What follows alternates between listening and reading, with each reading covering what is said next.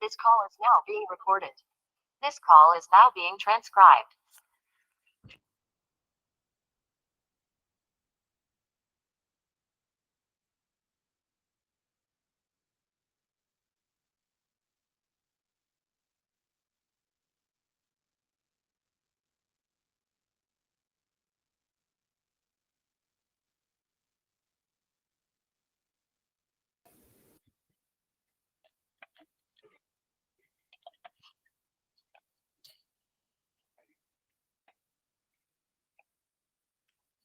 네, 안녕하세요.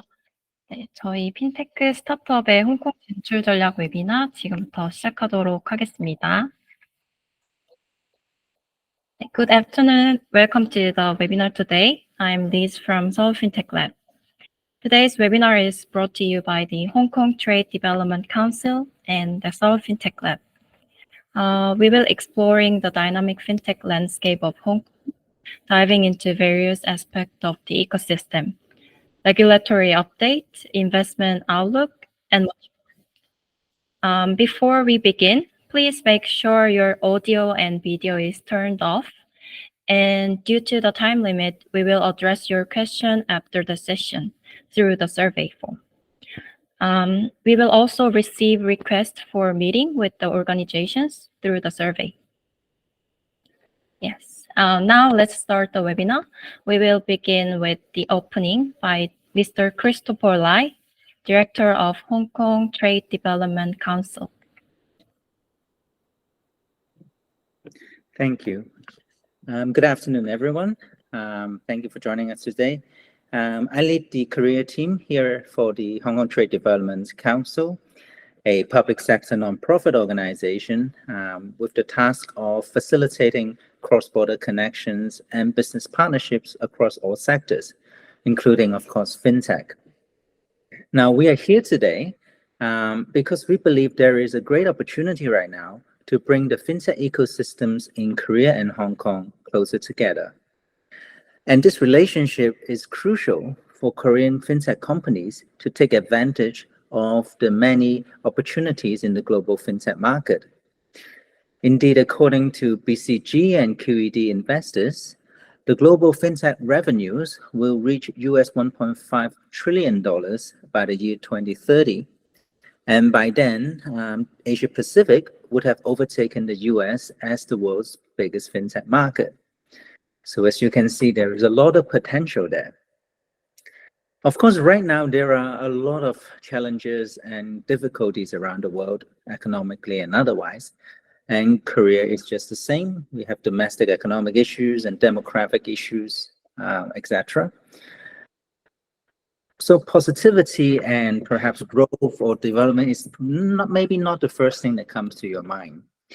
However, as our speakers will show you today, Hong Kong is the ideal platform for you to manage and mitigate those risks, to develop and showcase your solutions, and to scale your product to other markets. Now, we at the Hong Kong Trade Development Council have curated a year-round program of campaigns and initiatives designed to help connect you to the right partner from Hong Kong, whether it is an incubator, a facilitator, R&D collaborator, mentor, advisor, investor, or customer. But most importantly, we want you to see us as your first contact or first point of contact for anything related to Hong Kong. Whenever you have any questions, whether they are macroeconomic by nature or about the specific issues, or even you just want to know where to stay or where to eat when you are in town, please do not hesitate to contact us.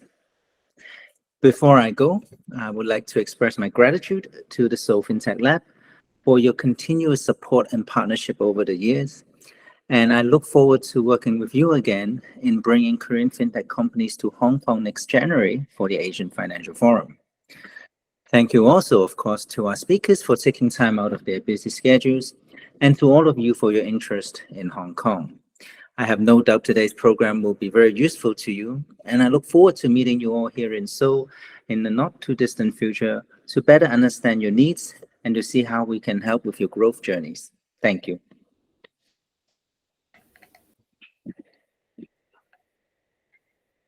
Thank you, Mr. Christopher. for setting the stage for today's session. Now let's move on to our first speaker, Mr. Neil Tan, who will explain about the Hong Kong fintech ecosystem. Yeah, thank you, Chris and Claire. My name is Neil Tan. I'm the chairman of the Fintech Association of Hong Kong. Let me see if I can share a screen with the slides here. And-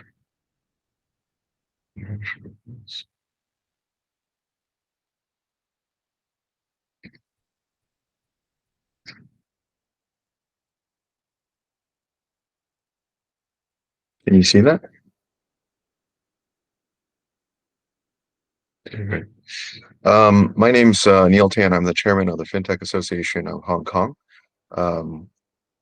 We are the largest fintech association in Asia Pacific, so the largest independent one. Essentially, we have over 1,000 different members. We have over 300 different corporate members as well. And our role inside of the fintech ecosystem is to become the super connector inside of the ecosystem. How we do that is essentially looking at the entire landscape. So we connect all the banks, finance, insurers to different fintechs, and we also connect the accelerators, incubators, such as Cyberport, HKTDC, or Hong Kong Science and Technology Park, to the different universities. So all of these different key constituents inside of the ecosystem represents the entire fintech landscape. And we build that together in tandem with folks like Hong Kong Trade Development Council, also some of the regulators like HKMA, SFC, as well as FFDC or FSTB, so the Treasury Bureau and so forth. In addition to my role as chairman of the Fintech Association, I am also in the Web3 task force for the government. So in October of last year, Hong Kong made an announcement that we want to be a virtual asset hub. Secondarily is also becoming a Web3 center. In that context, it was announced in June that a Web3 task force would be put together, representing a number of different government agencies and so forth. But on top of that, there would be 15 members from the public sector to represent those different constituents. So I'm also inside of the Web3 task force for that. So going back to Fintech Association, essentially we're the super connector inside of the ecosystem. We target to achieve that in one of three ways. One is through advocacy, two is collaboration, and three is education. We put out, as far as advocacy is concerned, a number of white papers, and we also provide feedback to many of the government consultations. Most recently, there were ones that were related to stable coins, virtual asset trading platforms. There was also digital banking and payments consultations that we worked on together.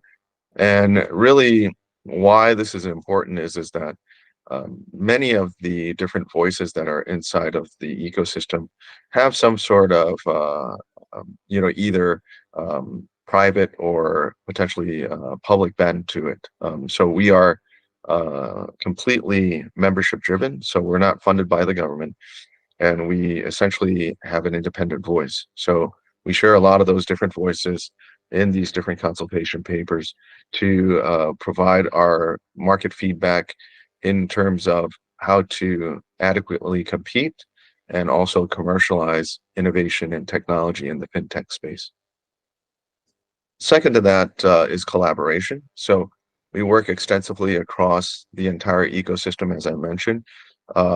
In this context, we also work with a lot of traditional finance associations that don't really have that sort of lens of fintech. So that means working with folks like Private Wealth Management Association or Hong Kong Institute of Bankers, so on and so forth. So we work with a lot of the traditional finance firms to institutionalize some of the, or at least deliver some of the concepts and some of the innovation that's coming out of the fintech space so that their members can also see what we're doing. The third thing, and probably the most important, is really the connectivity. And essentially, we put out 60 to 70 different events per year. And essentially, that comes through from the association level, as well as through the different committees. And I'll go through the different committees later on. We also collaborate significantly with different regulators, like I mentioned, Securities and Futures Commission that you see Elizabeth is on. Also the HKMA, or the Hong Kong Monetary Authority, and the Financial Services and Treasury Bureau are some of the key players inside of that space. Industry-led bodies I mentioned already, PWMA, SIFMA, and so forth. And then we work with folks like HKTDC as well as Invest Hong Kong, Cyberport, and HKSDP to really strengthen this whole ecosystem. Obviously, when we look at Hong Kong, we look at it from how do we strengthen its position inside of the International Financial Center. It has somewhere around 4.5 to 5 trillion US dollars in AUM. It is also one of the largest capital markets in the world, placing number 1 in 7 out of 10 years since 21.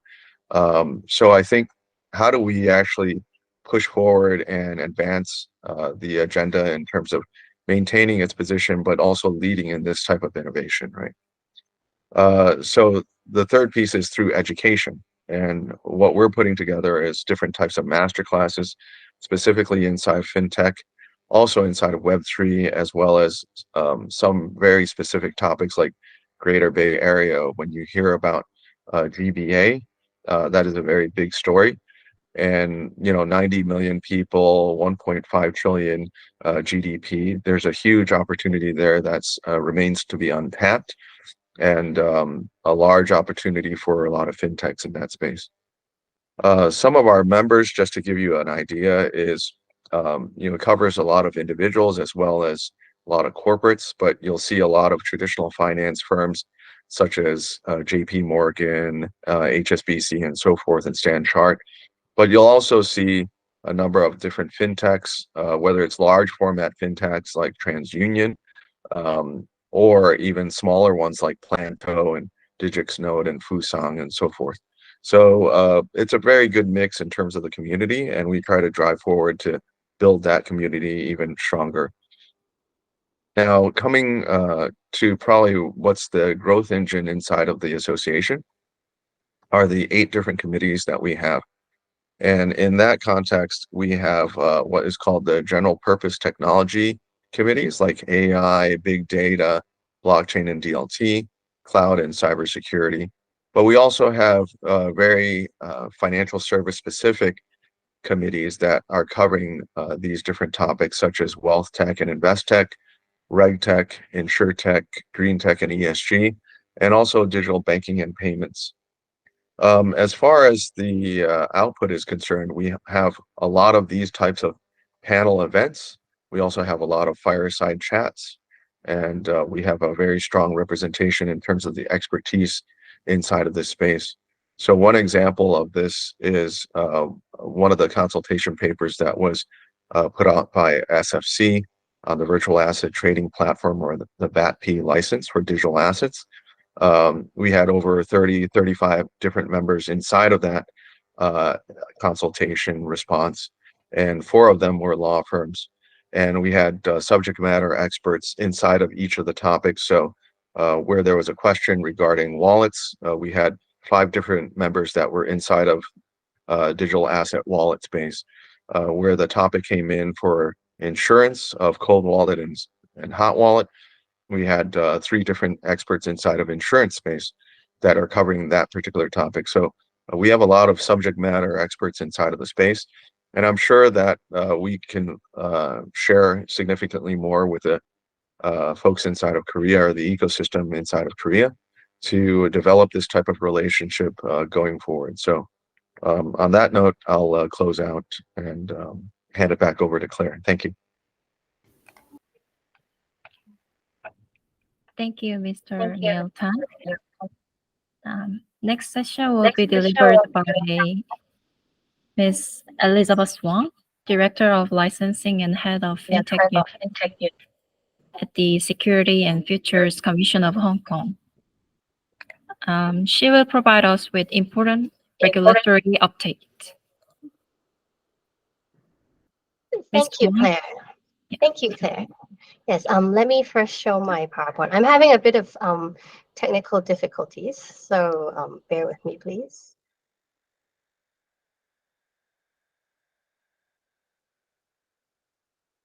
Right, can everybody see the PowerPoint? Okay. Yes.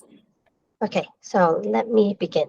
So I'm sure that everybody has heard of the policy statement that was issued by the Hong Kong government on the development of virtual assets in October last year, and that has really created a lot of buzz. Actually, I wanted to, before we begin on the new kind of licensing regime we have in Hong Kong, I wanted to give a bit of background. Actually, back in 2018, the SFC has already implemented a very comprehensive regime for virtual asset activities. So actually, indeed, we were really a pioneer in this space. We were one of the first major financial regulators to implement a comprehensive regime. And what I mean by a comprehensive regime is that we didn't just regulate from an anti-money laundering or from a payments perspective, but what we did was we actually regulated from an investor protection perspective. So what exactly did the SFC do back then? So we took a deep look. We decided that it seemed that virtual assets were here to stay. And in addition to that, we also noted that there were a multitude of investor protection issues. So we decided that we could not regulate, and we also could not just regulate from an anti-money laundering perspective. So that's why we decided to implement a comprehensive regime, and we focused on where the public interfaces with virtual asset activities. Now, the problem that the SFC had back then, and which a lot of regulators also share, is that virtual assets are not securities. So we do not actually have regulatory remit under the Securities and Futures Ordinance to regulate virtual asset activities. So what we did back then was that we had to stretch our jurisdiction and powers to the maximum extent, and we used a lot of creative ways in order to be able to actually apply the securities regime to virtual assets. So, for example, for virtual asset trading platforms, we were able to regulate them back in 2019 by requiring them to trade at least one security token. So by trading that security token, they would fall within our regulatory remit, and we would be able to use all our powers under the Securities and Futures Ordinance. Now, in regulating virtual asset activities, we adopt a same business, same risk, same rules approach. So what this means is that we identify the business model used in the virtual asset activity and also the risk. And then if there are same or similar business models that exist in the traditional finance world, then what we do is that we apply the same rules that apply to the traditional finance business to that virtual asset activity. And then because of the specific risks that virtual assets may present, then we add additional requirements to address the risk specific to virtual assets. So on this slide, it shows the actual comprehensive regime that the SFC has in relation to virtual assets. And I think one key takeaway from today's presentation would be that we have all along been very consistent and also very clear about our regulatory requirements. So we've issued a lot of guidance over the years whenever we see that virtual asset activities interface with the public. And we hope through giving this clear guidance and also consistent guidance in terms of principles and what intermediaries need to do, we hope that this would support the development of virtual assets and also fintech in Hong Kong. So on this slide, as you can see, we have issued a lot of guidance in relation to many different virtual asset activities. So for example, in relation to virtual asset trading platforms, we have been regulating them since 2019. We on the same business, same risk, same rules requirement approach, we adopt similar requirements that we actually impose on securities brokers and automated trading venues that we already regulate under the Securities and Futures Ordinance. In relation to other virtual asset activities, for example, virtual asset dealing by our intermediaries or distribution of virtual asset related products, we issued a joint circular with the Hong Kong Monetary Authority back in January 2022. And again, we apply our existing regime in relation to the distribution of products, but then we also implemented additional requirements in relation to the virtual asset risk. On this slide, you can also see that we have a regime for the authorization of virtual asset exchange traded funds, and to this date, we have authorized 3 of these funds for public trading. We have also issued statements in relation to initial coin offerings, security token offerings, and also NFTs in light of their popularity back then. So now this brings me to the subject of today's presentation. It's about our new licensing regime in relation to virtual asset trading platform operators, which took effect on June the 1st, 2023. Now this slide shows how the regime works. It's basically a licensing regime, and it's based on our existing securities and futures ordinance regime. So what we've done is that we've implemented a very similar licensing regime from the securities and futures ordinance, and we've placed it into the anti-money laundering and counter-terrorist financing ordinance in Hong Kong. Now, under the new regime, the provision of a virtual asset service, which is the operating of a virtual asset exchange in Hong Kong, will require a license. When we talk about operating a virtual asset exchange, we are talking about centralized platforms that provide trading services in non-security tokens through an automated trading engine and also provide custody services. So it's these types of players that we will be licensing under the new regime. Now, as you can see, we've kept the SFO regime on the slide as well, because if a platform also trades security tokens, then they would need to get a license under this SFO regime. And if they trade non-security tokens, then they will need to get a license under the AMLO regime. Now, under these 2 regimes, we actually impose the same regulatory requirements, again, based on the same business, same risk, same rules approach. And we actually expect virtual asset trading platforms to be duly licensed, because we have noticed a lot of developments in this industry, and it appears that over time, there may be a possibility that certain non-security tokens may evolve into security tokens. So what we hope is that virtual asset trading platforms will be licensed so that they would be able to continuously provide their services to investors. So under the regime, as I said, we adopt the same business, same risk, same rules approach. And as you can see on the slide, these are some of the requirements that we will impose on virtual asset trading platforms that seek our license in Hong Kong. Now, as you can see, these requirements are very familiar, I'm sure, if you've been in the traditional finance industry, because these requirements are what we typically apply to our securities brokers and also automated trading venues. So for example, in relation to conflicts of interest, we would generally expect exchanges to be neutral in their dealings with clients. So we will not allow proprietary trading or market making activities on a proprietary basis. In relation to safe custody of assets, fundamentally, as with all our intermediaries that we license, we require virtual asset trading platforms to keep client assets properly segregated from house assets. We also have private key safe management requirements. This is in order to prevent collusion and misappropriation by employees. And to address virtual asset specific risks, we have additional requirements governing the proportion of client assets that can be held in hot wallets and in cold wallets. And finally, I think Neil just mentioned, we also have a requirement that there needs to be a compensation arrangement in place to cover any loss of client assets. So this could include insurance coverage of client assets. We also require platform operators to conduct KYC, know your client, and also this goes hand in hand with anti-money laundering KYC. So they need to conduct customer due diligence and know who the client is. We have auditing and accounting requirements. For example, platform operators need to submit audited financial statements, and auditors report on their compliance with the requirements every year. And also on a monthly basis, they need to submit submissions to the SSC. We also have other internal risk control measures, and this is in relation to financial resources, for example, so that all these kind of requirements, we hope to prevent FTX type issues, but then of course, ultimately, we understand it's very difficult to guard against fraud. Now, I think one of the biggest thing about our regime is that now we allow virtual asset trading platforms to serve retail investors.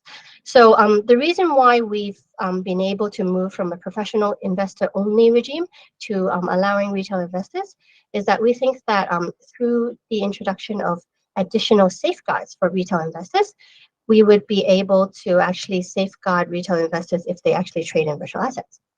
So in our new regime, we now allow virtual asset trading platforms to serve retail investors, but what they need to do in addition is that they would need to ensure suitability in the onboarding of these retail investors.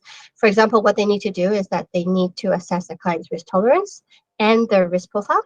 They need to set an exposure limit with reference to the client's financial situation and personal circumstances so as to ensure suitability when retail investors trade on the platform. We also have requirements on token admission. The reason for this is because there are thousands of tokens available in the market, and definitely not all, and actually indeed the majority are not actually suitable for retail trading. So, and this is coupled with the fundamental issue that the SFC does not regulate the virtual asset itself.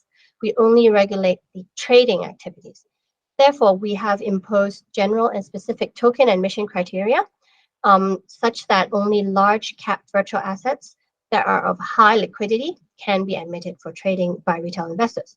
And this burden is placed on the platform operator to conduct robust due diligence to ensure that the tokens that are made available for retail trading will fulfill the specific token admission criteria, including, for example, that these tokens, these virtual assets must be included in at least 2 acceptable indices issued by at least 2 index providers and at least 1 which complies with the IOSCO principles of financial benchmarks.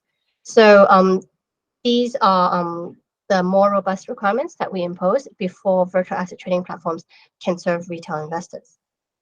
There are other requirements that we apply, and these apply to all types of virtual asset that are admitted for trading. So we require the trading platform to set up an internal token admission and review committee, and they also need to conduct smart contract audits if there are, or they need to at least be able to rely on a third party that has already conducted a smart contract audit if that token has a smart contract. And finally, we also require that there must be disclosure of sufficient for investors to make an informed investment decision. So this slide just shows a snapshot of the actions that the SFC has taken in relation to virtual assets over the years. And I'm happy to say that we are continually adding to this this slide. So and we will continue to conduct a lot of to issue more guidance to the industry. So on that, I would like to close my presentation and thank you all for listening today.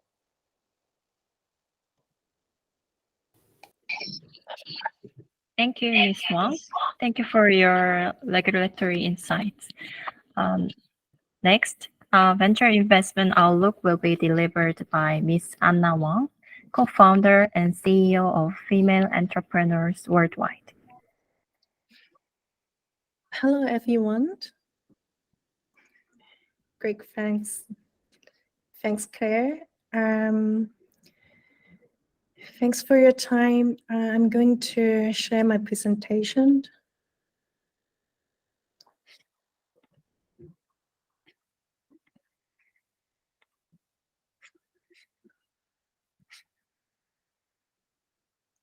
Okay, great. So before I start, I would love to give some basic information of what we do. I'm one of the co-founder of Female Entrepreneurs Worldwide. We set up the business 9 years ago in Hong Kong, UK, and then we expand rapidly in China, Southeast Asia. And in the recent year, we focus more on doing investment. So we do invest in women-led business in the growth stage, and our product service particularly target women. And we also have a team, specializing in marketing that focus more on the women demographic and high net worth individuals. So this is one of our signature program, how we have female founders. Basically, we have the accelerator And the strength of our accelerator are the business matching and financing. Many of our company, after joining the accelerator, they get their partners, clients, and volume, and they manage to get more sales volume. And financing part is one of our strengths, because we have been building a network of investors who are keen to invest in women founder and also ESG related project. So another key partner in FEW is Randy Zuckerberg, the Mark Zuckerberg of the system Mark Zuckerberg. So we work together to help funders to polish their fundraising plan. And just some example how we've helped funder. So this is one of the funder in Philippines. After joining the accelerator, she raised like 1.3 million. During the COVID time. I'm really proud of her. Another founder, Anina Ho in Free, and we matched her with another business leader who used to be the founder of Joyo.com, which was fully acquired by Amazon China. Amazon. And then it became Amazon China. And then, from time to time, we helped a funder to get speaking opportunity in big conference. So these are some example how we help the funders in our network. As I mentioned earlier, that we got a fund, and the fund invests more in women funder. But we do welcome male funder as long as the business are, creating impacts on women. And our strength, again, on the sales and marketing and the investor network. We spend a lot of time on developing the strategy for the funder and their company to grow regionally. And we have a strong investor network, and we do fundraising for the funder as well. So basically, we help them to plan the next round of funding and exit strategy. Okay, so some of the sector we look into: beauty, fashion, finance, fintech, business tech. Would love to see, if how we could support next stage on the funding, if any of you need some help. So my sharing today is on the venture investment. Okay, give me some time. As you all know, the past 2 to 3 years have been really challenging to funders and even fund manager, because the inflation, the bank failure regionally has been a big challenge to the whole industry. So you could see the venture capital deals activity has fallen to the lowest point for 5 quarters, basically starting from 2021, and it is basically a global trend. The major geography from the West to Asia suffering and showing a substantial slowdown, and North America dropped the most significantly. Okay, so we all know, there are many factors are driving this slowdown, and the war between Russia and Ukraine, energy issue, financial market instability, and also unemployment, and the slowdown of GDP. So all of these are indicator for you that when you're doing your financing plan, you need to consider the macroeconomic variables, because even though you are doing well internally, but that might affect your fundraising plan because the market is not really healthy. I'm giving you an example that I have been doing fundraising for one of a company in the portfolio. So in early this year, one of the family office in Singapore has verbally confirmed to invest But unfortunately, because the banks, shut down, Silicon Valley Bank and Credit Suisse shut down in early this year. So the family office has to review our deal again in 6 months. So what I'm trying to say, when you plan your fundraising, you might have to consider some uncertainties, of this macro environment. Okay, so there are some other changes I have been observing. I've been, in the fundraising and entrepreneurship for almost 10 years now. So there are some major changes I would love to share. The one is like phenomenon is formal.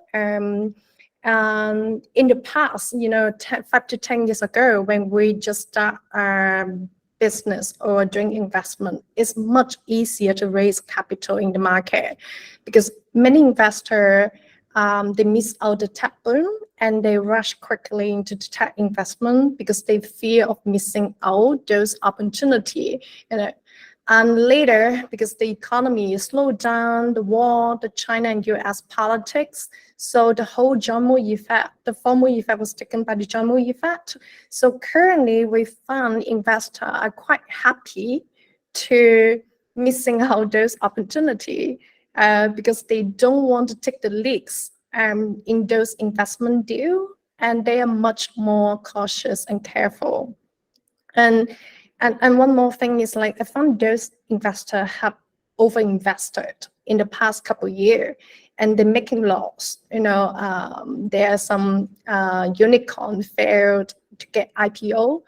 So that's why they are now taking a slower approach in investing. Okay, so the second one I would like to share is in the past, it's completely fine to those investors that you could focus on your growth, and they keep injecting cash to the company. It's completely fine that you burn money to acquire data and market share. But now the change is investor move to more like profitability. Okay, honestly, I'm quite new to fintech. I'm not sure if that happened to fintech, but currently from most of the investors in our network here in Hong Kong, China, and Singapore, we do see that they have high expectation on the profitability and question on how the funder ability to make money and to monetize the whole business model.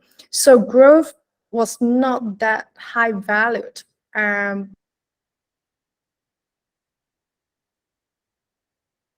The monetization. So which means, if you're in a funder, you might have to focus more on your business model, revenue streams at this stage and improve the cash flow because you are, it's not just about raising capital from the investor and expanding the business like we used to before, And the third phenomenon I observe is like, when we start the business, the time, 10 years ago or 15 years ago, we all talking about globalization. But now, because of the politics, the war and all the supply chain issue, and now most of the large company, have two main strategic change. One is diversify their supply chain and they allocate the capital away from the risk market.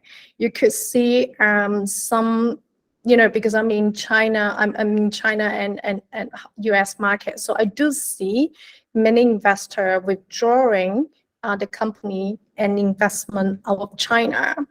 So this is something you might have to prepare, understanding the investment strategy of your potential investor, because politics is always a major influence on the company's planning and in the investment performance. So we are helping a Chinese company to get listed in US. Unfortunately, the latest update is US restrict the US venture capital and private equity funds to invest in Chinese tech company, and that poses a lot of challenges to Chinese-based company to expand to overseas market. Okay, so some reminder, to funders. I was told many of you here today are funders. So I want to say it's going to be tough for at least next 12 months. So you might have to raise sufficient capital to survive or to make more money and cut costs to continue sustain the business. But I'm still positive about the whole market. Even now, the whole economy looks slowing down, because I would say the history, if you look into the history, good company always survive, and great company improved by crisis. Only the bad company will be gone, during the bad time.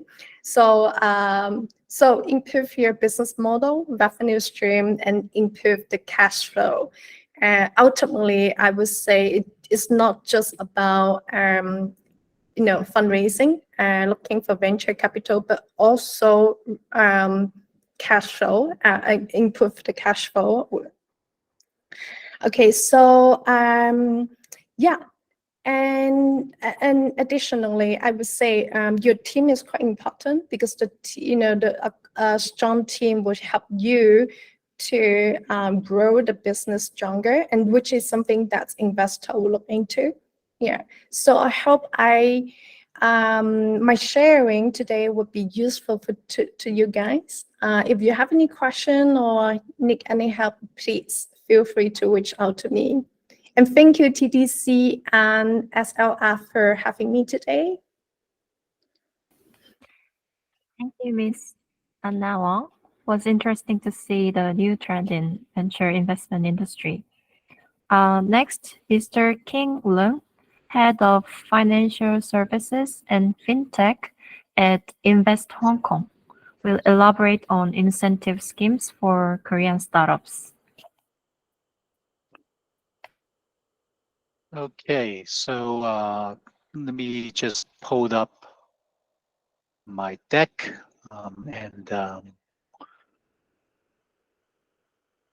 all right. So hope that everyone can see my screen. We go to full screen mode.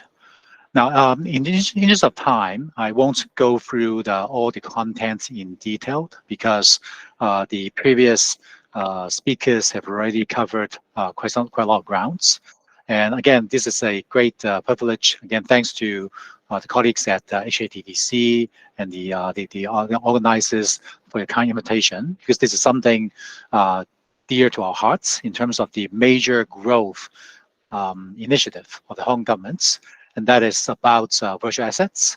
Now, so since Elizabeth have already talked a little bit about it, I guess the angle I'd like to focus on is really about the, I would say, commercial implications about the growth trajectory going forward.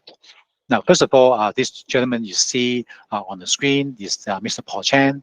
So he's the Financial Secretary of Hong Kong. So in numerous public speeches and also interviews by the media, he has been emphasizing the fact that Hong Kong government is in a very strong and assertive mode in promoting the growth of Web3.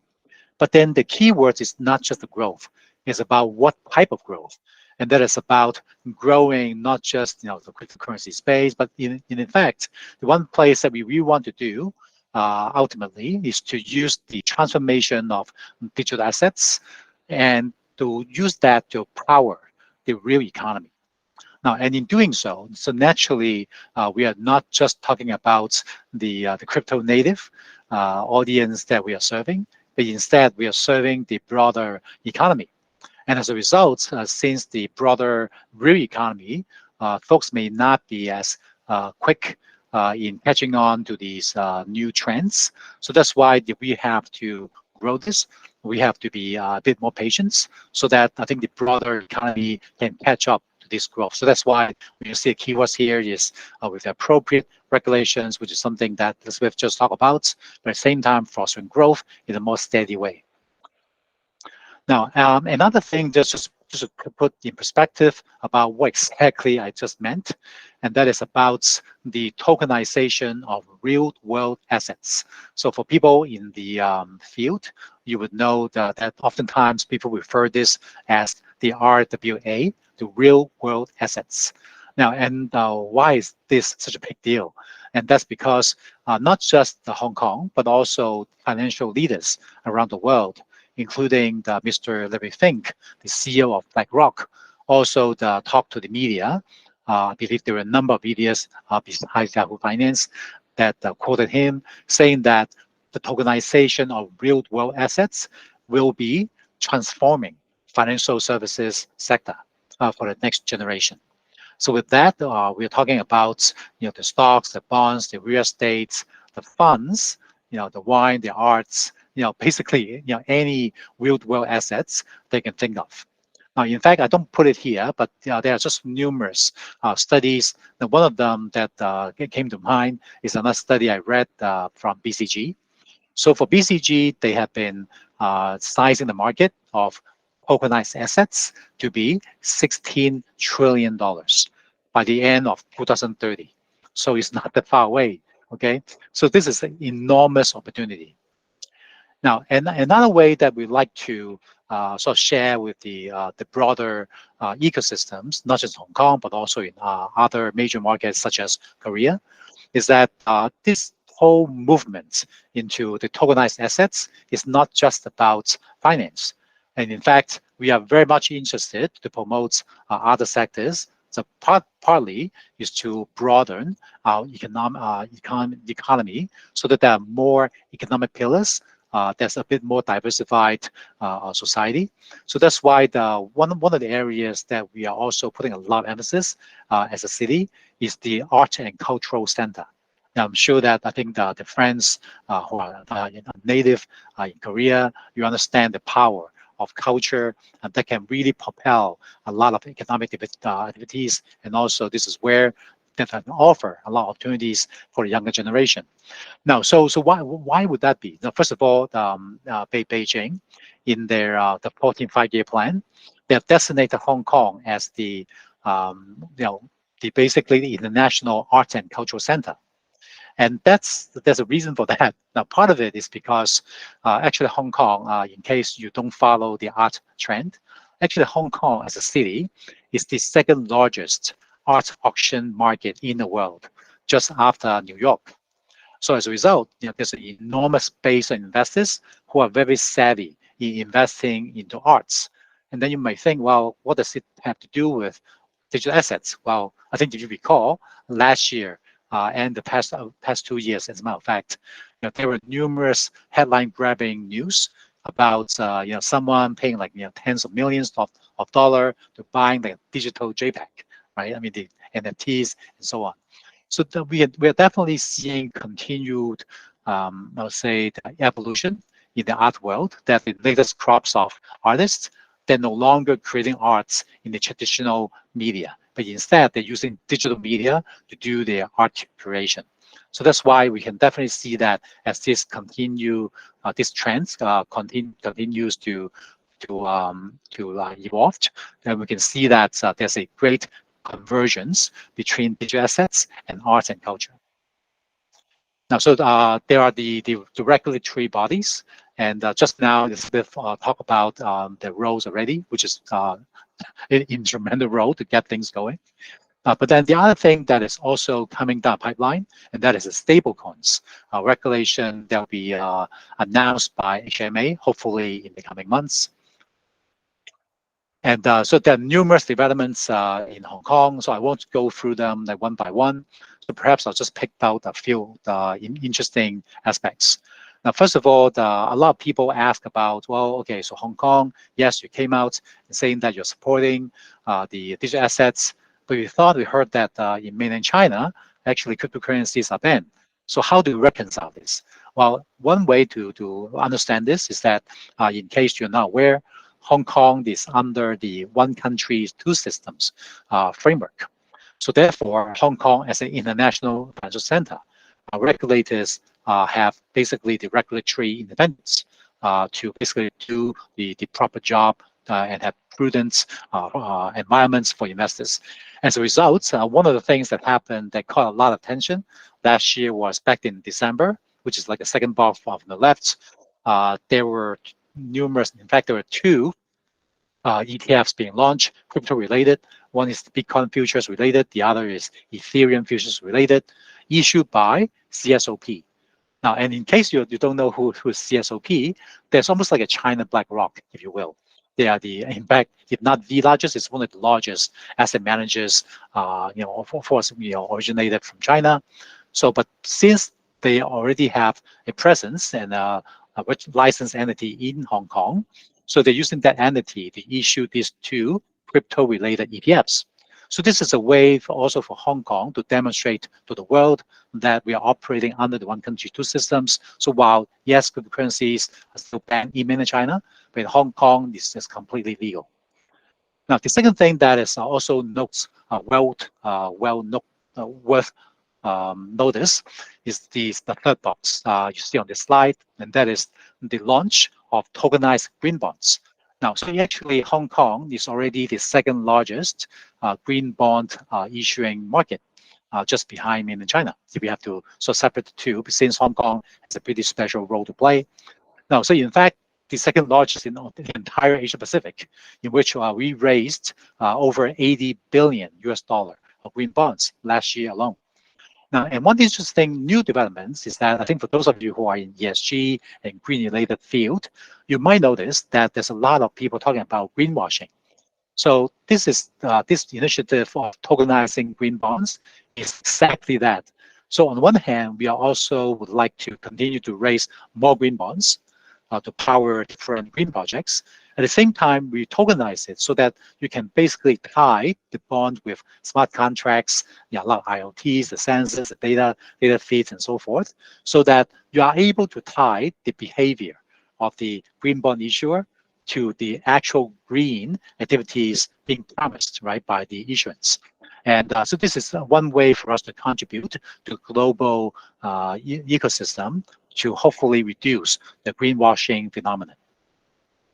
And of course, the Hong Kong dollar is something that this is like a seminar in and of itself. So I won't go into details. It's fair to say that Hong Kong is really at the forefront in the world for testing CBDC's usages, in terms of commercial, real-life use cases.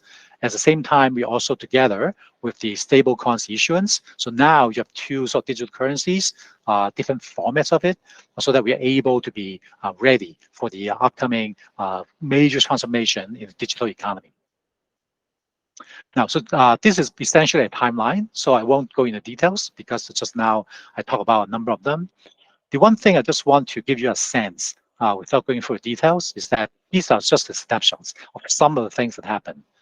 So this is another page. So again, we're still just talking about the past, a couple of months within this year.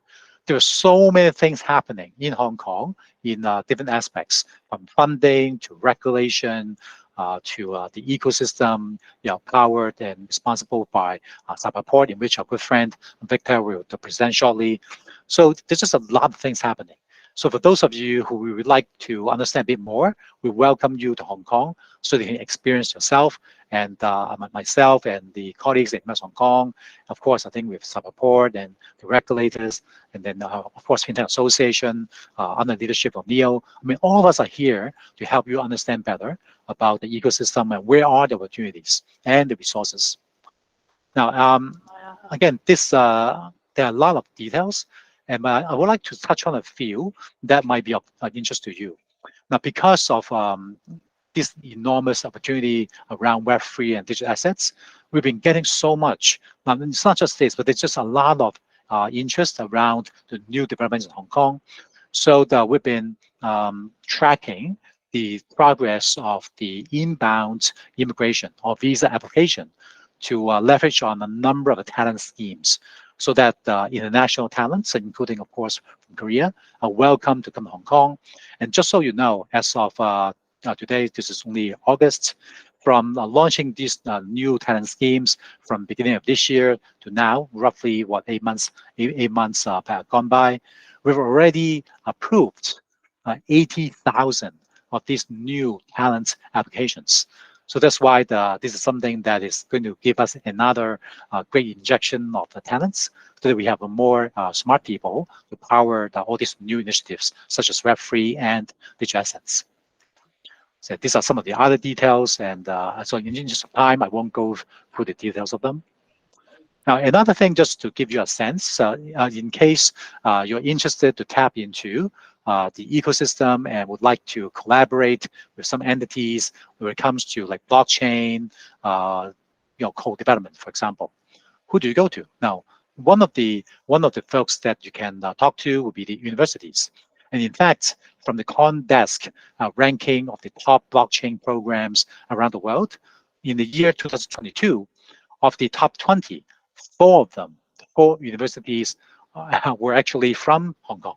And in fact, the Hong Kong Polytechnic University ranked #1 in the world when it comes to blockchain offerings and the overall capabilities.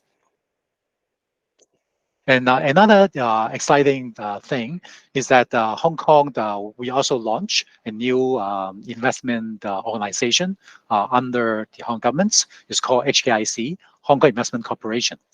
Now with that, there are numerous funds. And if you add up all the numbers you see on the slide, so it amounts to 62 billion Hong Kong dollars, and which is roughly $8 billion US.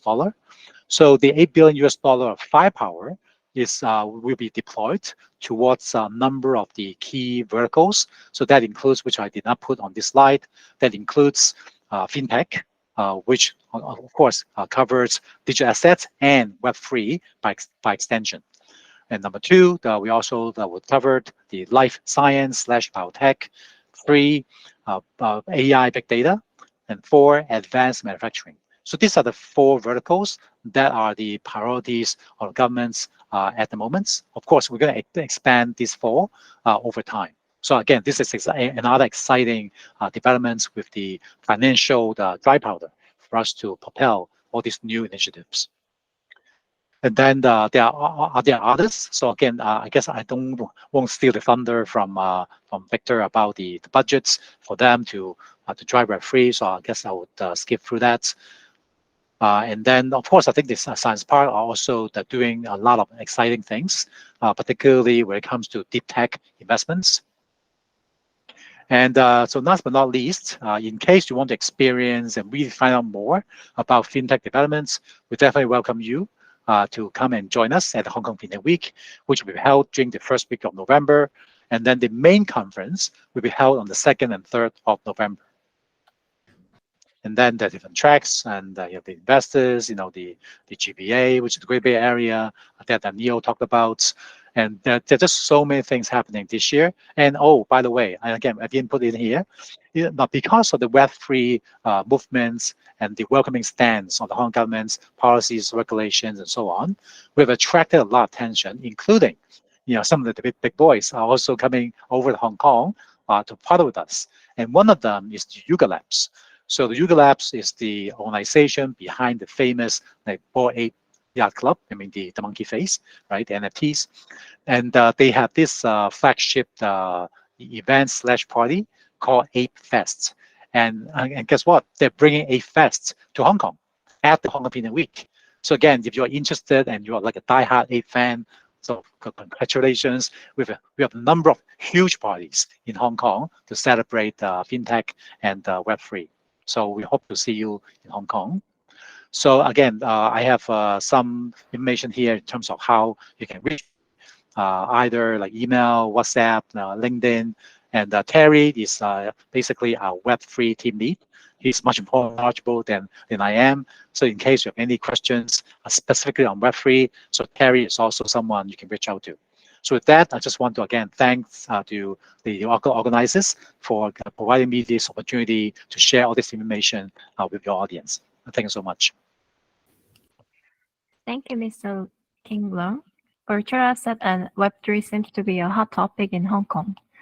And lastly, let's discover the fintech programs at Cyberport with Mr. Victor Im, Head of Fintech at Hong Kong Cyberport Management Company.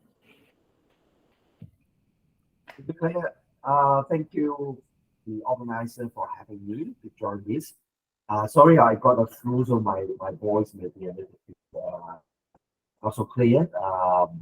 So Cyberport, as explained by our fellow colleagues, as one of the two innovation and incubators in Hong Kong, wholly owned by the Hong Kong government. Our vision is to cultivate the hub for digital technology. So comparing to Science and Technology Park, we focus more on the application of technology. So that's why fintech has been one of the key sectors that we have been developing since 8 to 10 years ago. So Cyberport consists of almost 2,000 community members with up to 800 on-site and more than 1,000 off-site companies. So we are ultimately a incubator, and our main program is our Cyberport incubation program, whereas it's a 2 years program.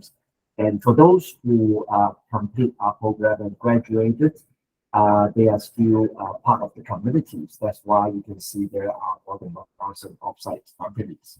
So actually, this is also one of the key features of Cyberport's incubation program, that we accept like offline or like off-site company to join the incubation program.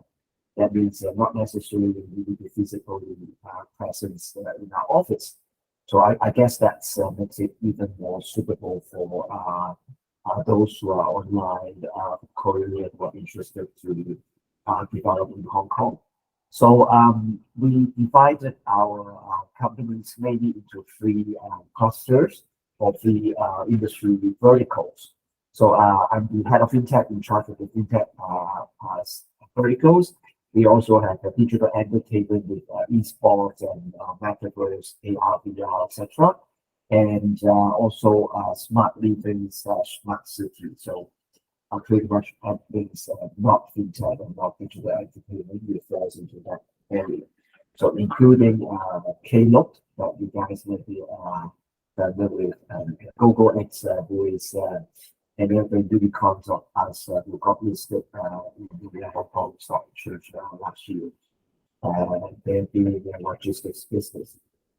So, and of course, apart from the application, we also focus on the ABC of fintech technologies. And on the right-hand side, you can see there are 6 unicorns in Cyberport, including Animal Brands, which is a major like Web3 conglomerates, and 3 fintechs, VLab and CA are in virtual banks, and TNG is a e-wallet. And out of the 8 virtual banks, we have 2 in our communities. Out of the 4 virtual insurers, we have 2.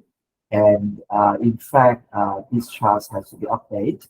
So originally, like 2 out of 1 of the virtual asset trading platform is in our community HK group. Recently, one of the incubators from us, the Hong Kong VX, also got the approval in principle for the virtual asset trading platform. So maybe the third one. So one of the key values of Cyberport is help our company to raise funds. So with 2 areas. So first of all, we have our own Cyberport Macro Fund, which invests into 27 projects, and with a co-investment ratio of 1 to 9. And also we have our Cyberport Investor Network with currently already grown to 170 VCs and family offices that invest into our communities. And we have a very diverse and melting pot of international entrepreneurs. So welcome you guys for joining us. So even though currency is at 4%, we hope to see an increase in the future. And this is the major part of Cyberport, which is our entrepreneurship support. So as I mentioned, the key program is our incubation program, which is the center of our funding scheme. But as you can see, we support startup from the different life cycle. So in early stage, we partner with university. We provide seed funding for conceptual stage. And on top of the 500,000 Hong Kong dollar financial assistance, we also have our accelerator support program and our overseas development support schemes. Another 500 up to 500 subsidies that we can provide to our startups.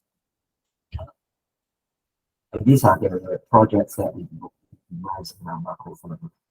There are fintechs and some others. So, for instance, the Tax Trust is a virtual asset custodian company. The Equitable is a wealth tech company.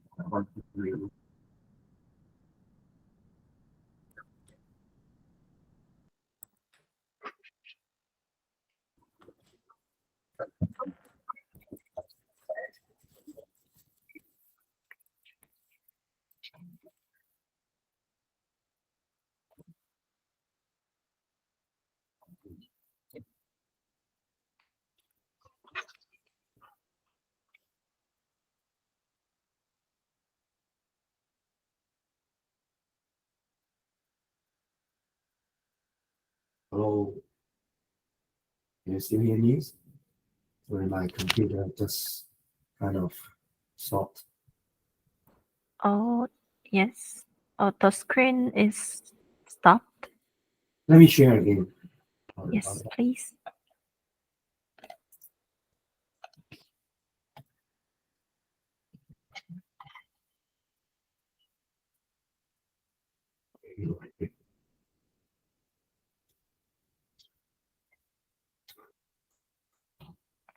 Yeah, and apart from the entrepreneurship support, we also support our community via our Cyberport X network. So we have our enterprise network, investor network that I just explained, technology network, and professional services network. Just like what Neil has been saying, we are also having this super connector role.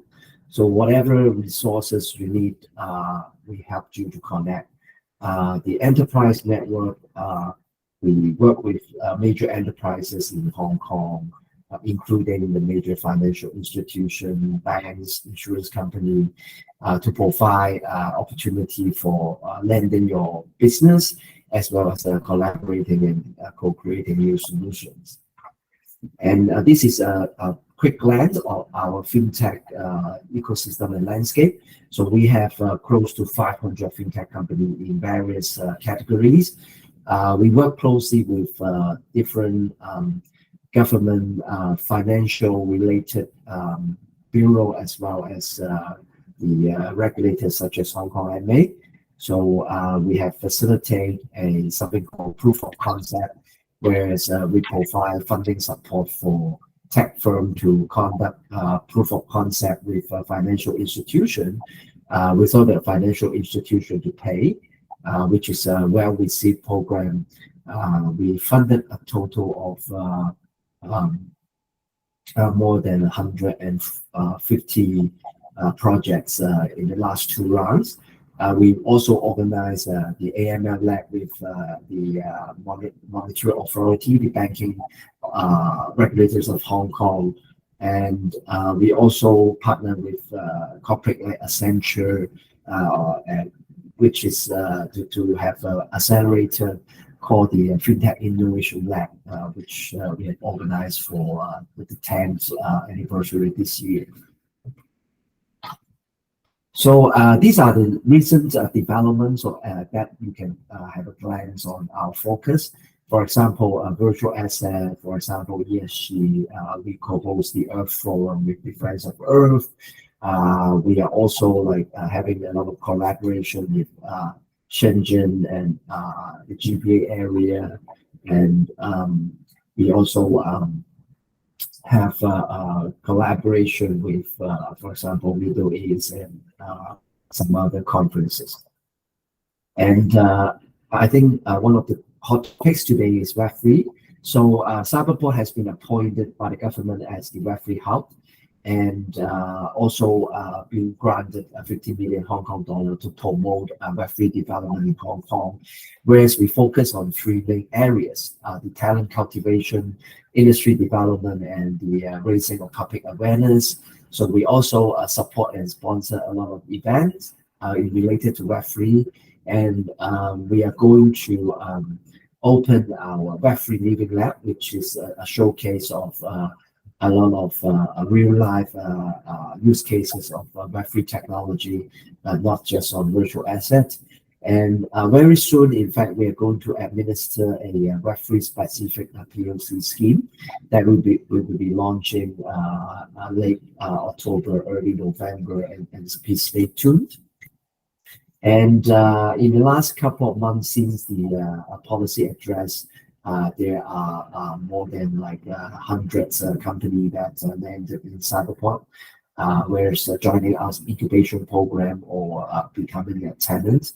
So these are just some of the logos that I'm sure you recognize some of them. And so our company, we also, so apart from attracting overseas company to come to Hong Kong, we also help our company to go overseas. So these are some of the companies that have already expanded their business outside of Hong Kong. So that's all for my sharing today, and thanks again for TDC for giving me the opportunity to share about Cyberport and how Hong Kong can support overseas fintech to come to develop and expand. Thank you. It's fascinating to learn about the fintech programs at Cyberport. Thank you, Mr. Victor Im.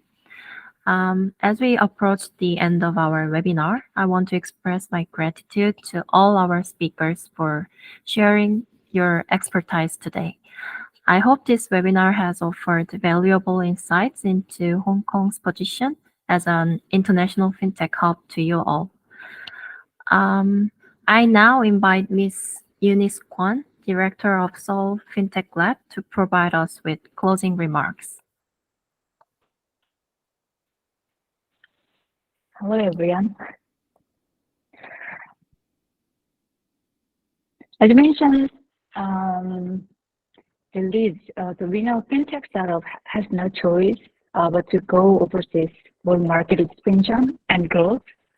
The Hong Kong was #1 Asia financial hub, and Hong Kong has been preparing for post-COVID. Especially fintech, I can find Hong Kong is focused on the Web3. So I think Hong Kong is still an attractive hub for fintech startups, especially globally, the virtual asset trend aspect too. Thanks to Chris Bolai for suggesting this informative session, that we could learn about the latest Web3 business environment in Hong Kong. Also, thank you the leads and the asset managers for this operation. I hope it was a useful time for SFL members too. If you have any questions about Hong Kong or the market or the fintech or Web3, please contact SFL office. Thank you. Thank you. This is the end of the webinar. Please do not forget to do a survey after the session. Thank you very much. Thank you. Thank you.